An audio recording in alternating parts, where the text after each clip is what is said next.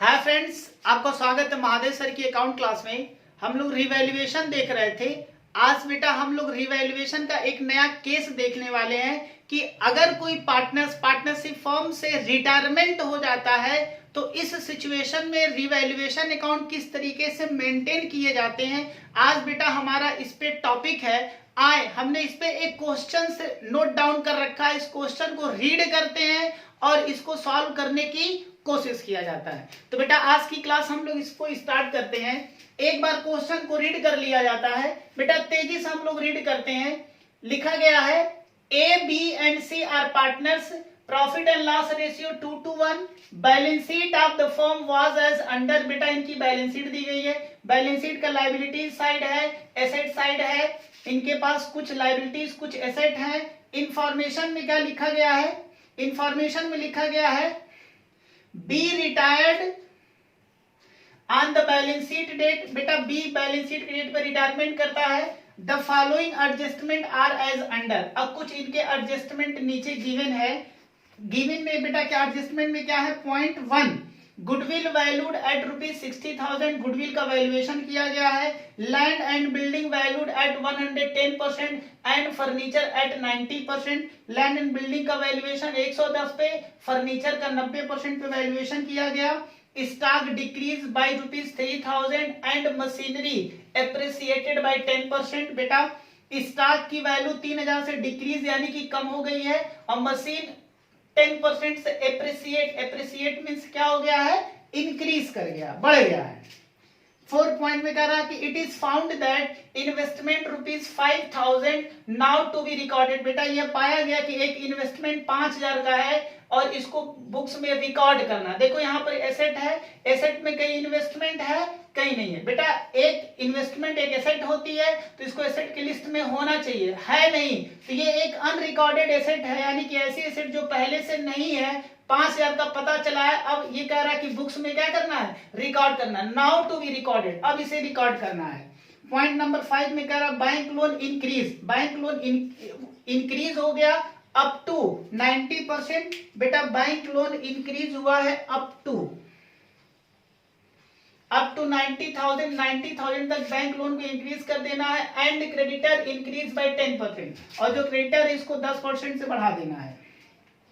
6 point कह रहा कि provision to be maintain on debtors at the rate of 10% only. बेटा ये डेटर्स पे जो प्रोविजन किया गया है इस पे कह रहा कि 10% का प्रोविजन केवल रखना है। आगे कह रहा पॉइंट नंबर 7 में paid ₹20,000 to be on retirement and balance amount are transfer to his loan account. और कह रहा है कि 20,000 रुपए बी को रिटायरमेंट के समय, जिस दिन वो रिटायरमेंट ले रहा है उस दिन 20,000 बी को दे दो और जो बाकी का पैसा होगा उसके लोन अकाउंट में क्या कर देना है? ट्रांसफर कर देना है। रिक्वायरमेंट में क्या है? Prepare revaluation account. बेटा देखो ये एक रिटायरमेंट का केस है। रिटायरमेंट के केस में हमें 3 अकाउंट बेसिकली बनाना होता है। एक रिवैल्यूएशन, दूसरा पार्टनर्स कैपिटल और तीसरा बैलेंस शीट। ये 3 बनाने होते हैं। अभी हम पार्टनर्स कैपिटल और रिवैल्यूएशन की बात हम नहीं कर रहे हैं, सॉरी पार्टनर्स कैपिटल और बैलेंस शीट की बात हम नहीं कर रहे हैं, हम केवल रिवैल्यूएशन की बात कर रहे हैं। बेटा हम रिवैल्यूएशन सीख रहे हैं तो ये क्वेश्चंस है। इस क्वेश्चन में रिक्वायरमेंट रिवैल्यूएशन का है तो आए हम लोग रिवैल्यूएशन अकाउंट बनाते हैं। सिंपल क्वेश्चन है, आए इसको हम लोग सॉल्व करते हैं। तो बेटा रिवैल्यूएशन अकाउंट का ये फॉर्मेट है, आप लोग समझते हो। सिंपल सा फॉर्मेट है, एक अकाउंट का जैसा एक अकाउंट होता है उसी तरीके का ये फॉर्मेट है। जिन बच्चों ने हमारी कॉन्सेप्ट वाली क्लास नहीं कर रखा है, बेटा जो रिवैल्यूएशन का जो कॉन्सेप्ट की क्लास है, आप प्लीज आप पहले उस कॉन्सेप्ट वाली क्लास को एक बार देख ले। हमने हालांकि उसका जो लिंक है इस वीडियो के डिस्क्रिप्शन में दे रखा है, आप वहां से भी जाकर के देख सकते हैं। आए इस क्वेश्चन को बेटा सॉल्व करने की कोशिश करते हैं। एक बात और, हमने कॉन्सेप्ट वाली क्लास में यह भी बता रखा था कि अगर हमारे क्वेश्चन में गुडविल दिया हो, गुडविल की बात कर रहा हो तो बेटा गुडविल का रिवैल्यूएशन से कोई लेना देना नहीं होता है, उसका ट्रीटमेंट पार्टनर्स के कैपिटल में होता है। तो हमें बेटा आज हमें ये कसम खा लेना है, आप सब भी कसम खाओ कि जब गुडविल देगा तो गुडविल का ट्रीटमेंट रिवैल्यूएशन में कभी नहीं करेंगे। बात समझ में आ रहा है? गुडविल को बेटा कसम खा लो कि ट्रीटमेंट उसका रिवैल्यूएशन में बिल्कुल नहीं करेंगे। उसका ट्रीटमेंट पार्टनर्स कैपिटल में होता तो उसको हम पूरा छोड़ देंगे। तो जो पहला पॉइंट लिखा गया है गुडविल के बारे में, तो बेटा इस पॉइंट को हमें क्या कर देना, इग्नोर कर देना। इस लाइन का कोई मतलब ही नहीं है, रिवैल्यूएशन से मतलब नहीं है। बात समझ में आ रहा है? क्योंकि हमें रिवैल्यूएशन बनाना है तो इस पॉइंट का कोई लेना देना, इसे छोड़ो, आगे बढ़ो। सेकेंड पॉइंट में कह रहा है land and building valued at ₹110%। बेटा जो लैंड एंड बिल्डिंग है इसका जो वैल्यूएशन 110% पे किया गया। ये लो, ये रहा लैंड एंड बिल्डिंग। बेटा ये जो लैंड एंड बिल्डिंग है, मैंने आपको कॉन्सेप्ट वाले क्लास में ये बता रखा था कि जो भी लैंड एंड बिल्डिंग होता है यानी कि बैलेंस शीट का हर आइटम, जितने भी बेटा आइटम्स होते हैं वो हमेशा यानी कि जो बैलेंस शीट की जो वैल्यू होती है वो 100% पे होती है। हर वैल्यू 100 है, लैंड एंड बिल्डिंग 100, ये भी 100, ये भी 100, एवरी आइटम्स अब बैलेंस शीट आर 100%। समझ में आ गया? हमसे यहां कह रहा है कि जो लैंड एंड बिल्डिंग की जो वैल्यू है वो 110% पे है, तो 110% पे इसका वैल्यूएशन किया गया, यानी कि 100 तो पहले से है, अब बेटा 110 किया गया, यानी कि इंक्रीज जो हुआ है वो केवल और केवल 10% हुआ है। तो रिवैल्यूएशन से जो हमारा यहाँ पर मतलब रहेगा वो केवल 10% से रहेगा। बेटा 100 है, देखो ये वैल्यू 100 है, अब ये कह रहा है कि 110 करो, तो बढ़ कितना रहा, केवल और केवल बेटा 10% बढ़ा हुआ है। तो चूंकि ये एक एसेट है, एसेट बेटा हमारे लिए जब कोई एसेट बढ़ता है तो हमारे लिए क्या होता है, ये इनकम की बात करता है, ये यानी कि ये हमारे लिए क्या है, इनकम है या प्रॉफिट्स है। हमने आपको बता रखा है कि जब भी रिवैल्यूएशन पे कोई इनकम हो या कोई प्रॉफिट हो तो बेटा उसे क्रेडिट करना है, और एक्सपेंसेस और अगर कोई लॉस है तो इसे डेबिट करना है, because revaluation account is a nominal account. Revaluation एक नॉमिनल है तो नॉमिनल के सारे रूल्स उस पर क्या होते हैं, फॉलो होते हैं। आए बेटा, तो लैंड एंड बिल्डिंग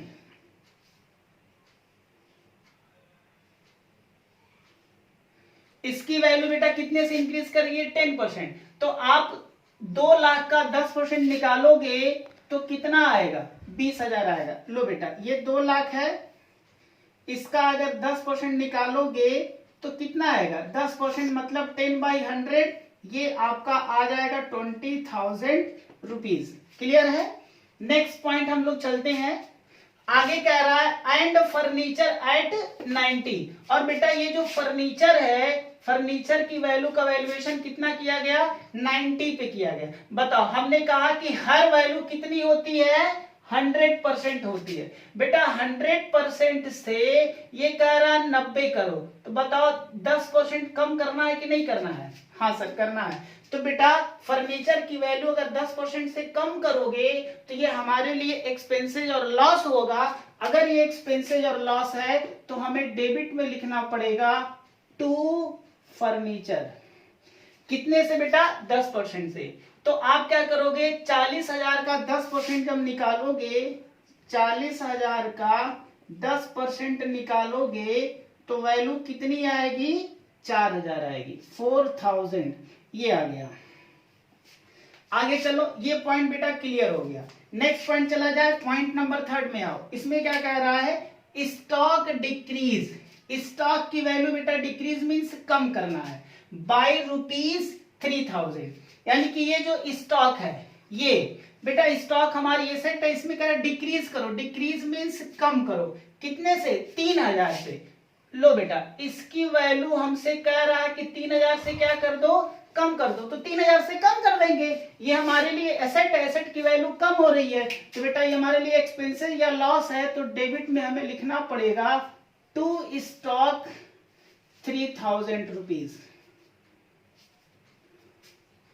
ये पॉइंट क्लियर हो गया।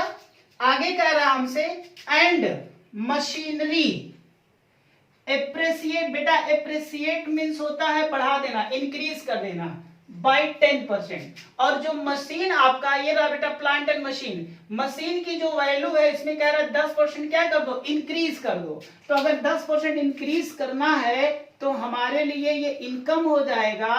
और बेटा क्रेडिट साइड में हमें लिखना पड़ेगा बाई मशीनरी 10%। तो मशीन का 10% निकालोगे, 1 लाख का 10% निकालोगे तो कितना आएगा, 10,000 आ जाएगा। ये पॉइंट क्लियर हो गया।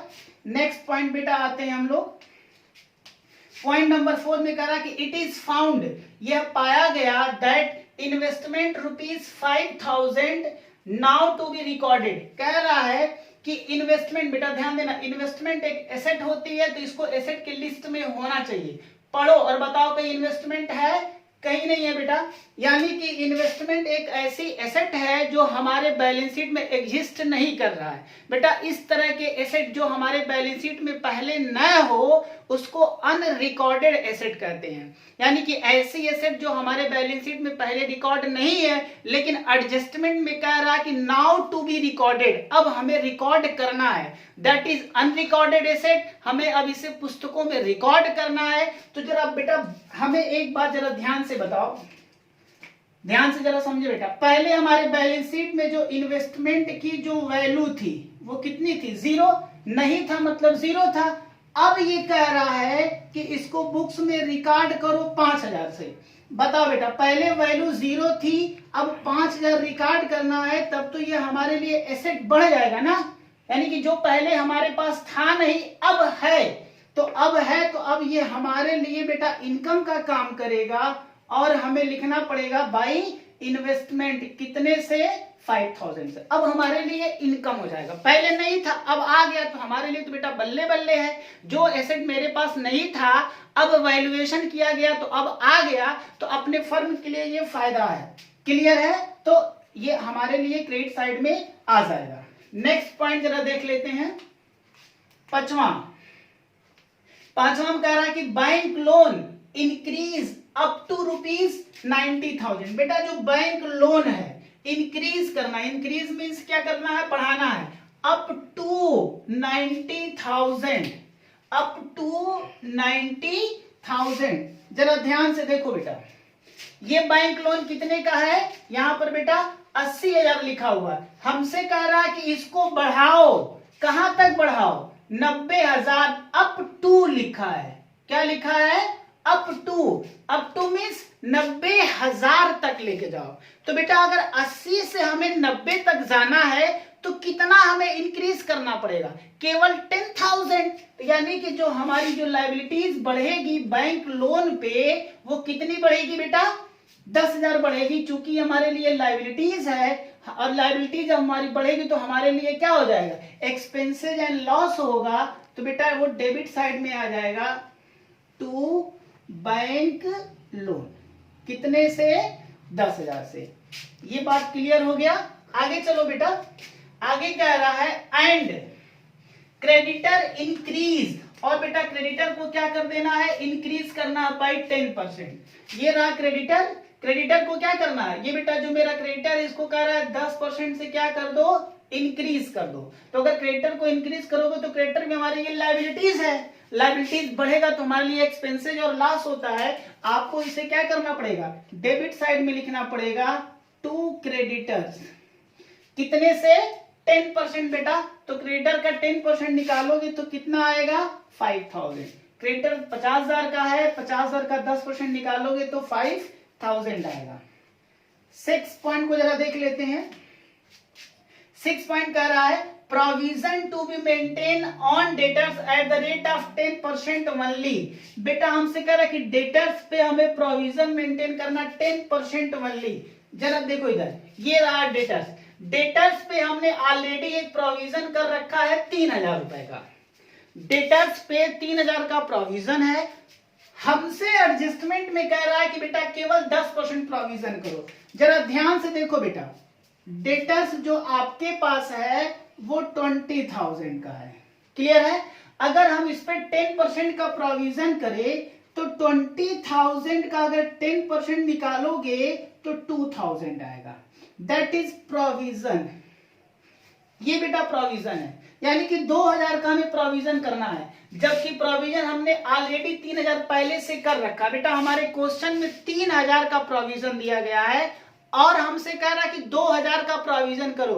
तो बताओ 3000 का प्रोविजन मेरे पास अगर पहले से है, हमसे कह रहा है कि 2000 का प्रोविजन मेंटेन करो।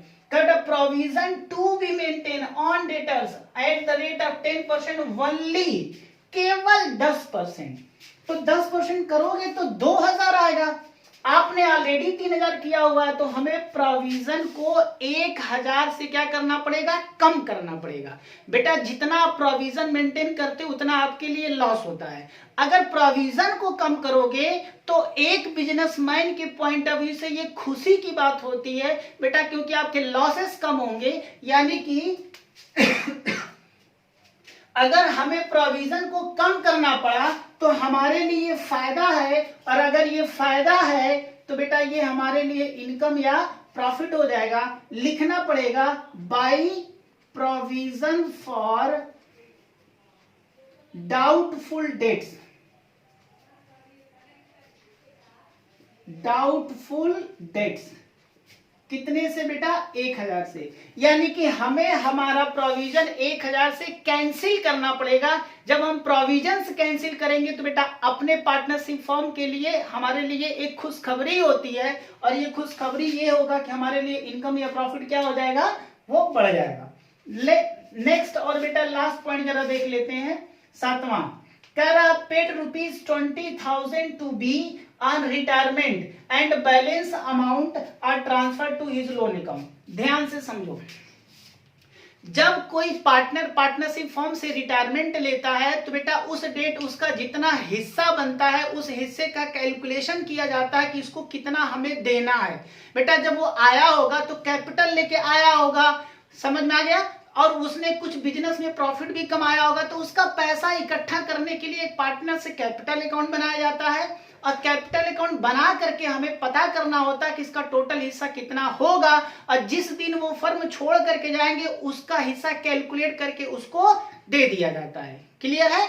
हमसे कह रहे हैं कि जिस दिन ये बी जा रहे हैं उस दिन इसको 20,000 रुपए नगद दे दो, 20,000 का कैश पेमेंट कर दो। कह रहा कि paid ₹20,000 to be on retirement, 20,000 इसको पैसा दो, और जो बाकी का पैसा होगा वह उसके लोन अकाउंट में क्या कर देना है, ट्रांसफर कर देना। तो बेटा ये दोनों पॉइंट जो लिखा गया है कि 20,000 नगद दो, बाकी का उसके लोन में ट्रांसफर कर दो, तो ये पार्ट जो है रिवैल्यूएशन का नहीं है, ये इसके पार्टनर के कैपिटल से रिलेटेड हो जाता है। तो चूंकि हम पार्टनर्स कैपिटल अभी बना नहीं रहे हैं तो इसलिए इस पॉइंट का रिवैल्यूएशन से कोई लेना देना नहीं है। इस पॉइंट को बेटा हम इग्नोर कर देंगे, ये पॉइंट हमारे लिए क्या है, बेकार की बात है।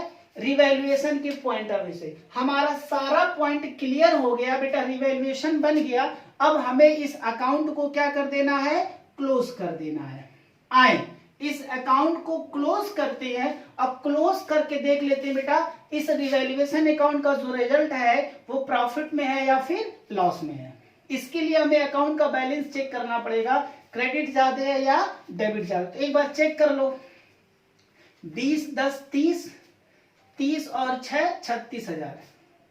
लो बेटा ये 36,000 क्रेडिट में है, डेबिट में जरा देखो कितना है, 10, 3, 13, 13, 4, 17, 17 और 5, 22,000।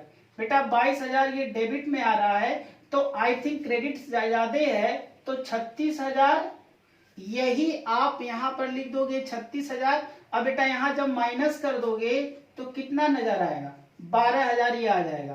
तो 12,000 आपकी क्या नहीं 12 नहीं बेटा आएगा, कितना आएगा ये 14,000 आएगा। ठीक है, तो 14,000 आपकी प्रॉफिट है और इसको नाम देंगे रिवैल्यूएशन प्रॉफिट। और बेटा इस प्रॉफिट को जितने भी पार्टनर हैं, हमारे पार्टनरशिप फॉर्म में 3 पार्टनर है, तो तीनों पार्टनरों में ये 14,000 की जो प्रॉफिट है वो क्या हो जाएगा, डिस्ट्रीब्यूट हो जाएगा। और बेटा जो बांटने वाले हैं हम वो इनके ओल्ड रेशियो में, ओल्ड रेशियो आपका 2:1 का है, तो 14,000 को अगर 2-2-1 में बांटोगे तो डिवाइडेड बाई 5 हो जाएगा, 5 दूना 10, 5 अठे 40, 28 दूना 56।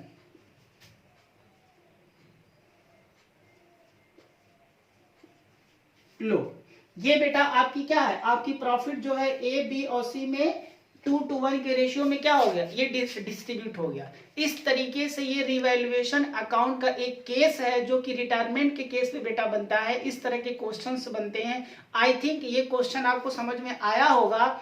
किसी भी बच्चे को कोई भी डाउट है तो मेरा रिक्वेस्ट है आप प्लीज आप हमें कमेंट बॉक्स में लिख करके बता सकते हैं। और बेटा हमारा एक रिक्वेस्ट आप सभी से है, जिन बच्चों ने अभी हमारे YouTube चैनल को सब्सक्राइब नहीं किया हुआ है प्लीज वो जल्द से जल्द जा करके हमारे चैनल महादेव सर की अकाउंट क्लास बेटा इसको जा करके सब्सक्राइब करें, लाइक करें और ज्यादा से ज्यादा बच्चों में शेयर करें। Thank you.